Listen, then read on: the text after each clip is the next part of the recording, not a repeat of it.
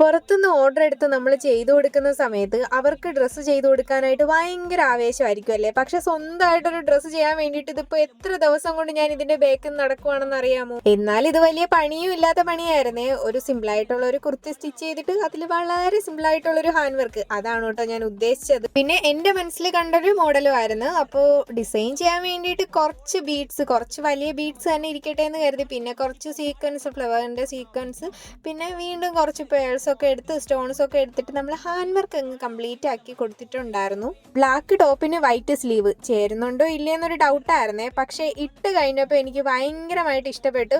ആ ഒരു ഹാൻഡ് വർക്കൊക്കെ ഇതിന് നന്നായിട്ട് ചേരുന്നുണ്ടായിരുന്നു. എ ലൈൻ ആയിട്ടായിരുന്നു കേട്ടോ ഞാൻ ചെയ്തത്. എനിക്ക് ഇഷ്ടപ്പെട്ടത് കൊണ്ട് മാത്രമായില്ല, നിങ്ങൾക്ക് ഇഷ്ടപ്പെട്ടോ ഇല്ലയെന്ന് കമന്റ് ചെയ്യാൻ വേണ്ടിയിട്ട് എന്തായാലും മറക്കണ്ട. സ്ലീവ് ഹക്കോബയും നമ്മുടെ മെയിൻ മെറ്റീരിയൽ വന്നിട്ട് ജോർജറ്റും ആയിരുന്നു. അപ്പോൾ പഫ് സ്ലീവ് ഒക്കെ കൊടുത്തിട്ട് നമ്മൾ കിടിലനാക്കി എടുത്തിട്ടുണ്ട്. എങ്ങനെയുണ്ടെന്ന് കമന്റ് ചെയ്യണേ.